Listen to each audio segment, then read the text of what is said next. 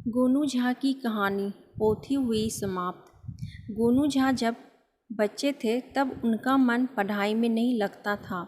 उनके माता पिता थे कि उनके पीछे हाथ धोकर पड़े रहते थे कि वे पढ़े। गोनू झा बातूनी में थे और चालाक भी।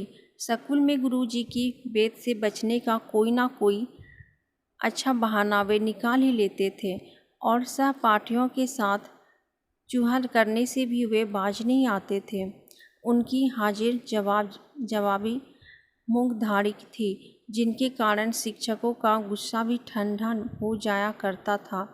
एक दिन उनके शिक्षक ने उनसे कहा, सुनो गोनू, तुम बुद्धिमान हो, चालाक हो, विवेकशील हो, फिर भी तुम शैतानियाँ करते रहते हो। यह अच्छी बात नहीं है। मैं देखता हूँ तुम दिन भर कक्षा में सहपाठियों के से बातें करते रहते हो।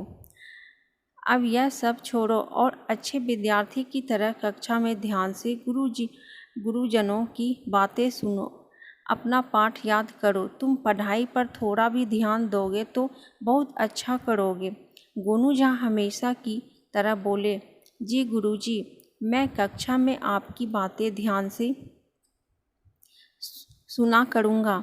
गुरुजी को लगा कि गोनू झा पर उनकी बातें का असर हुआ है। उन्होंने गोनू झा को चेताया, यदि अब से मैंने देख लिया कि तुम कक्षा में सहपाठियों से बातें कर रहे हो या सबक बनाकर नहीं लाए हो, तो समझ लो कि तुम्हें कठोर दंड दूंगा। गोनू झा ने गुरुजी की गंभीर वाणी सुनी तो घबरा गए और कहने लगे, नहीं गुरुजी, अब मैं कक्षा में शैतानी नहीं करूँगा, किसी से बातचीत नहीं करूँगा। आप जो सबक देंगे उसे पूरा करूँगा। गुरुजी ने उस दिन गोनू झा को पाठ याद करने के लिए दिया और कहा कि कल जब विद्यालय आओगे तो यह पाठ अवश्य याद हो जाना चाहिए। गोनू झा ने हामी भर दी। स्कूल में छुट्टी की घंटी बजी। गोनू झा घर वापस आए, बस्ता तक पर रखा और खेलने चले गए। खेलकर लौटे तो भोजन किया और सो गए। दूसरे दिन जब वे स्कूल पहुँचे तो कक्षा में शिक्षक ने पाठ सुनाने को कहा। गोनू झा बहुत शांत होकर बोले, गुरुजी, आपने तो कहा था कि कल सुनाना, इसीलिए आज मैं याद करके नहीं आया, कल सुना दूंगा। गुरुजी को गुस्सा आ गया। उन्होंने गोनू झा की कान अमेठ दी और बोले, कल पाठ ही नहीं, पूरी पोथी खत्म करके आओगे, नहीं तो तुम्हें ऐसा दंड दूंगा कि तुम्हारी सारी चालाकी आंसुओं में धुल जाएगी। समझ गए ना? गोनू झा ने अपना कान सहलाते हुए कहा, जी गुरुजी। फिर छुट्टी हुई। गोनू झा घर लौटे और फिर पहुंच गए खेल के मैदान में। घर पहुंचने खाना खाया, माँ से किस्से सुनने और सो गए। दूसरे दिन विद्यालय जाने के लिए तैयार हुए और बस्ते में स्लेट रहने दिया और सारी किताबें निकालकर ताखे पे रख दिए। फिर चल दिए स्कूल। गुरुजी ने कक्षा में हाजिर ली और उसके बाद गोनू झा की पटरी के बाद पहुँचे। उन्होंने देखा गोनू झा के बस्ते में स्लेट तो है मगर किताबें नहीं है। गुरुजी गुस्से आँख बबूला हो गए।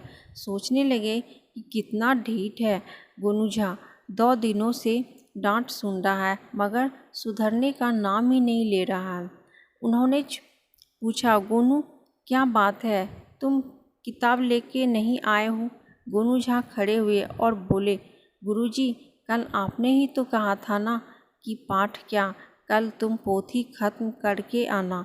तो मैं विद्यालय आने से पहले पोथी तालाब में बहाकर आया हूँ। आपके आदेश अनुसार मैंने पोथी खत्म कर दी है।